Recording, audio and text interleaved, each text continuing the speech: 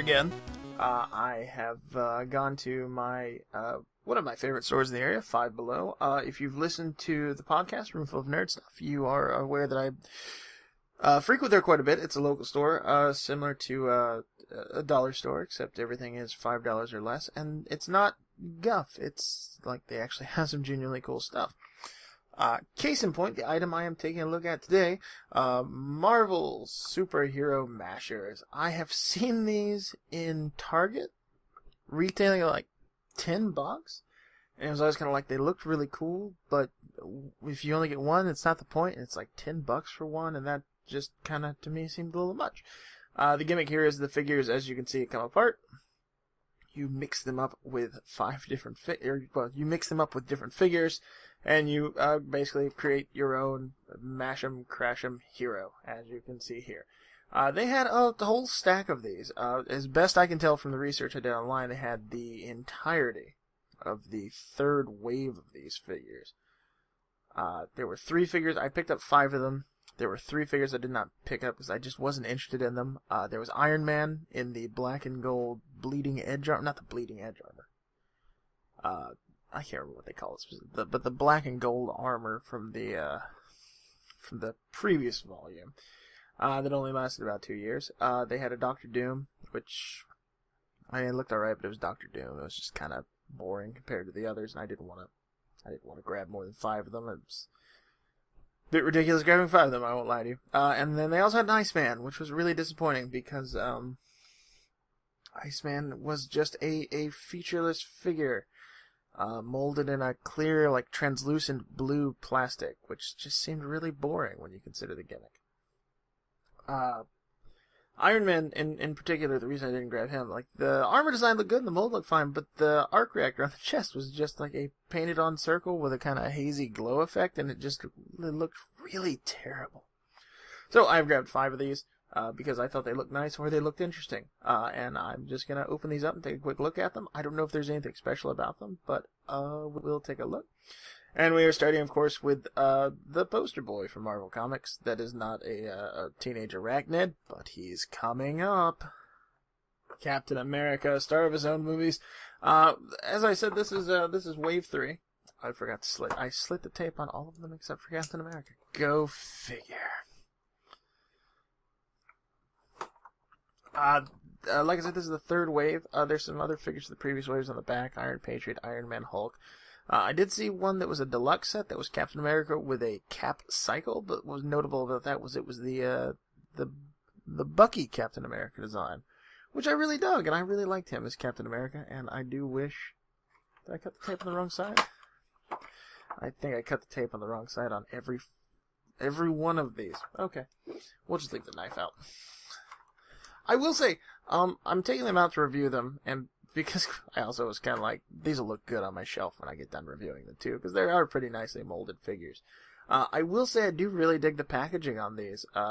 They do the job in stores, but on a shelf, I think the packaging would look really good with the kind of the slant right there. The picture on the side, not much else other than that. And then the backs of these are different for every figure, actually. Kind of show as I kick my tripod. Oh! Professionalism, kind of show a different mashup with different characters.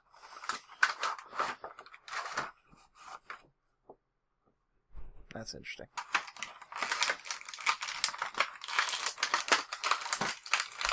Oh my god.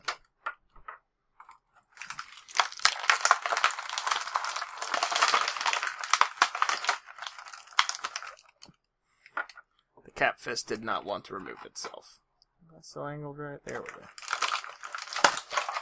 And the shield. So, let's see. How does this work? Basically, you have pegs. And they're kind of standard pegs like you see in other things. I think Legos use connectors similar to this. And then there's holes. And you just kind of pop them together. They go together easy enough. They twist, they swivel, they turn. Did I do that right? Yes. There's no articulation like at the knee joint, though, so you can't really bend them like that. Let's see.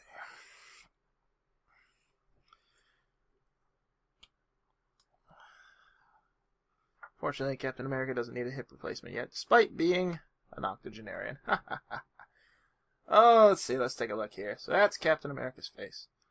I will say they are large, bulky toys, which is good because if you're going to pop them apart and pop them back together, you want to be able to get a grip on them. And there are plenty of pegs around the body because they all come with unique accessories. Captain America obviously comes with his shield, which you can't really hold. You can post it like that for a classic Cap design. Oh, there is articulation at the knees. It's just very stiff articulation at the knees. Okay. Kind of a swivel boot. Ball pin hips. The arms kind of have a little play in them because of the joint, but they turn. Ballpoint. And then the head is a full ballpoint. Yeah. Yeah. That's actually kind of unsettling. Yeah, so I like there's a good solid build to it. Because they're so big and chunky, they kind of look a little awkward, but it fits with the style. Because they all have that same kind of bulky over-the-top style. So I do, as a whole, I do like this Captain America. I think it looks really neat. And I do like all the posts you can do, all the other crazy shit. For example, I can just peg this into his back. And unfortunately, there's not one like dead center, so you can do it like the comics, but, will he stand? He will. They do stand. They are nicely weighted. I really like the way that looks like that. I'm not going to lie to you. Next up, I hope you're ready for the Amazing Spider-Man. And as I mentioned, I slit the tape in the wrong place on all of these, so.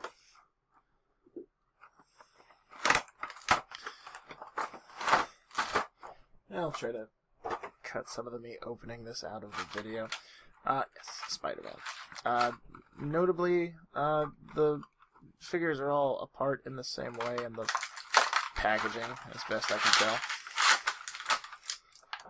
He pops out a little easier than Captain America did.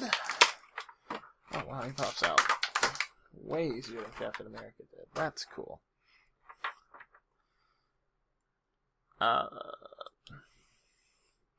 So, right off the bat, I can tell you what's interesting about this is Spider-Man is noticeably much smaller than Captain America, which tells me that there is some thought going in to the scale of these figures. Let's look at them compared to each other. Spider-Man is literally much smaller, and that's really cool that they thought to put the attention to the scale in that. I believe he's even a little bit shorter. I can't really show that because I got the camera angle and I don't want to rearrange the whole thing. So I grabbed Spider-Man because, one, he's Spider-Man, but also because I thought it was interesting that he's missing something, as you may notice. He has no webs painted on him. And as best I can tell, none of these figures for Spider-Man had the webs painted on them. It is, again, a rather big, chunky figure, but it's got a good grip. Joints are a little looser than Cap's. And, you know, Spider-Man with all that articulation, you can do some cool things with him. The webs missing sucks, but the paint and the sculpt on the face looks really good, really Spider-Man-y. And he comes with this massive line of jizz. Oh, it's a web, and he's even got one hand sculpted like he's shooting it, and the posts are on his wrist. Oh, no! This is why I'm too old to be playing with toys, guys. I can't hold the pieces. And there's even, like, I'll show you that one, like, kind of web shooter. Like, they're just the way the posts are molded. God, he is covered in posts. I just realized Cap is, too. I'll go over those in a minute. But because of the way it's molded, it almost looks like web shooters. Same articulation. You can probably do a really cool Spider-Man pose. Oh my god, yeah.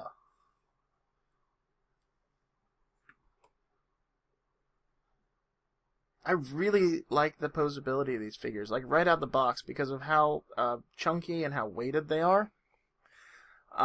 They automatically have a really good degree of posability to them that allows them to stand. I mean, go buy like a Marvel Legends figure and try to pose it like that. They're just so light and weirdly balanced that they won't do it. Oh no, though. It's a good thing we got Spider-Man, because next up we have the Green Goblin. Oh, he's gonna be hard to get out, isn't he? Oh, no, wait, maybe not. Oh, wait, maybe.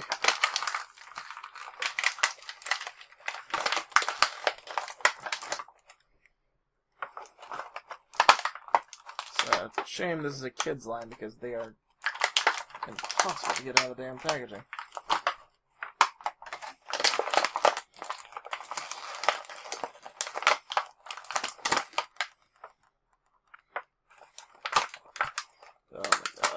Oh my god. Oh my god.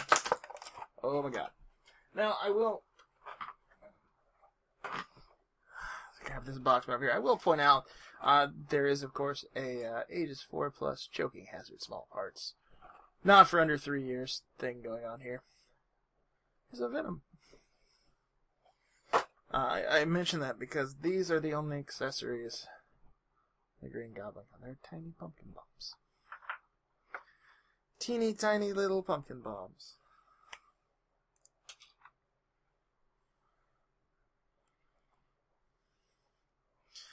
Let's put him together real quick. And I grabbed this one over Dr. Doom because I really like this sculpt of the Green Goblin. Just look at that face. It just looks fucking terrifying, and they molded the jerkin really nice too. I know it's not a jerkin, but whatever. Or is it a jerkin? I don't know. Again, smaller than Cap. I think it's a little bit smaller than Spider-Man. Real quick, there's plugins for accessories. The hands could hold them, 2 on each arm, 1 on the forearm, 1 on the upper shoulder, 2 on the back, and then a port on the thigh and a port on the front, and there's pegs on the bottom for stands and whatnot. This is kind of cool because you can have the Green Goblin, like they've sculpted him to be holding a pumpkin bomb very menacingly. I guess you could be an asshole and just like fucking riddle him with pumpkin bombs.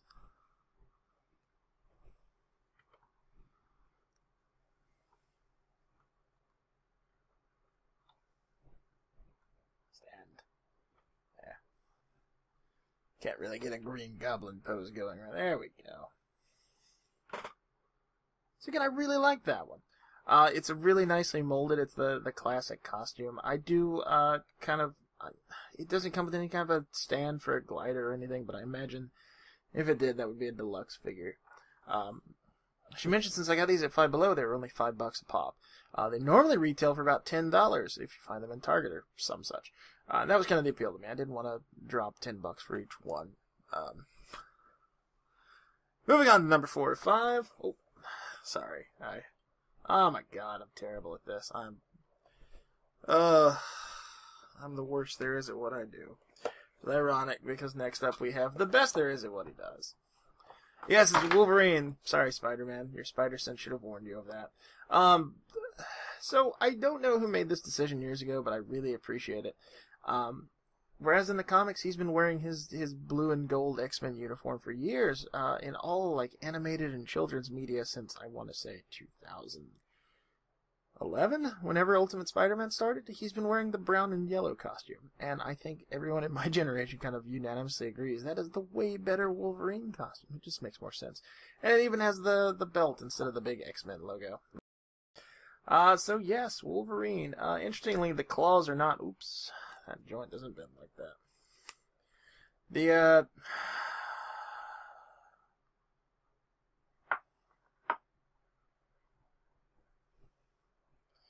Let me tighten that a bit more and see if that prevents that. Nope. Nope. Whatever. His gloves are a bit scalloped in the back, unlike everyone else's, which is an interesting look. The claws are not, oh, there's bent. Packaging. Claws are very soft plastic, actually. The claws are not, like, accessories. They're permanently added on. And because of the way this is molded, you can't really do Like, that's his, because of the way it's molded, you can't do the traditional Wolverine, like, sorry, I'm terrible about this. I have no spatial sense. The kind of traditional Wolverine, like, claws down, pointing at you thing with his arms bent, you can only do it like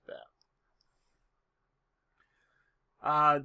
Similar body style to Cap, pretty big. I do wish he was a little shorter, because he's the same height as Cap, but I guess it wouldn't really work with the whole mash him up feature if they did that. But it's the same, it feels like the same basic body type as Cap, so he's a little bigger bulk-wise than Spider-Man and Goblin are. Come at me, bro. His weapons are these two, I'm sure they would call them katanas in the packaging, but they're not katanas. And, he can hold them as such, or they've got, pegs, so you could make him, I don't know why you would do that, but they got pegs on the back so he can actually sheath them on his back. I mean, they're kind of, they work for Wolverine, given the character and the whole Wandering Samurai thing. Well, I just realized one is, like, way bigger than the other. Look at that. I like them posted on the back, though. I think that's a good look. And they'd be good to give to other characters, too. Let's see how Wolverine can pose. Interestingly, I bet the... Oh, there we go. No, Goblin, no. I think by far the benefit of these over regular figures is they look way cooler posed. Come on, that's pretty awesome. So far we've had Captain America, Spider-Man, the Green Goblin, and Wolverine, kind of your basic line. And then as I mentioned, I passed on Iron Man, Doctor Doom, and Iceman. There's one other figure I grabbed that I knew right off the bat if I grabbed them, I had to get this one. Just because it's so funny to me to see this character in a children's toy line. Because who would go better with these characters than fucking Ghost Rider, the old boneheaded flaming demon of vengeance himself. I saved this for last because I think this is my favorite of the three, just for how it's ridiculous to think that it's in here, but it's really cool too. You don't see him and the Punisher, you don't really see pop up much anymore. Remember they showed up back in the 90s Spider-Man series? I can't remember if they ever showed up on X-Men or not. But nowadays, you don't see the flaming demon vengeance from hell or the guy who just assassinates everybody show up much anymore. 'Cause parents. Ghost Rider. Oh, it's so awesome. So, right off the bat, let's look at this first. His chain, which is first off, the end, it's soft plastic and the end is actually loose. And then the end is cast in this orange, so it looks like it's flaming. That is awesome. That is his only accessory, unfortunately. But you couldn't come with a better accessory. No. He doesn't come with a motor, though. I guess you could buy Bucky Cap and put him on the Cap cycle if you wanted to. Ah! Loud. Rip, render, tear. Sorry, I ripped Ashens off enough with this setup. Love you, Ashens. Oh my god. So, it feels... Oh. That was backwards. So it feels, body-wise closer to the Spider-Man one, but it's got big, bulky arms like Captain America does. Let's take a look at that face real quick. The neck and the face are solid plastic. The, flame hair is a translucent orange. Goes around the back. First, way better than Iceman, because with this, you can kind of see the pegs, but you can kind of write it off as, like, the inside of the flame. Whereas with Iceman, it's like whenever they cast him in, like, a translucent blue, and you can just see all the joints, that annoys me so much. It looks terrible. And, of course, he can hold his little whip. Unfortunately, the whip is very soft plastic also, so it's a bit difficult to get in there. Ah, come on, that is awesome. Ghost Rider. Really nicely sculpted, really good paint details. I wish the orange around the chest was a little darker, or I wish it was actually a rib cage, because I think, but I think that's my favorite out of a lot of them, just because of how outrageous it looks compared to the rest of them. Overall, these are really nice, really bulky builds, but I mean, of course, the main feature of this isn't that they look really cool on a desk, which I'm not gonna lie, I have them out of the package, and I really like these. The most notable feature of these is that you can mix them up and mash them, and you can make like one amazing, massive hero of your own design. So, I'm gonna jump cut real quick, and I'm gonna slam some of these together, and we're gonna see if we can make one really cool superhero. Real quick before I jump cut, I realized I kind of neglected to mention something big in the interview, or the review, which was how these things come apart exactly. They all come apart the same way, even though they're sculpted differently. I'm going to demonstrate with Spider-Man because I had him in my hand right before I did the jump cut. Basically, the arms are a permanently attached ball joint. The heads come off. The forearms come off. And the legs come off. And with the legs, they come apart at the boot. Shoes are permanently attached. So yeah, that is the farthest you could take one of them apart. Yeah, the arms are the upper arms are permanently attached. And you just, oh, that's terrifying. So, okay. Let's super mash them. Jump cut. Oh, I'm no expert, but I feel like maybe I did that wrong. Oh well. Brian Michael Bendis could still make it a bestseller.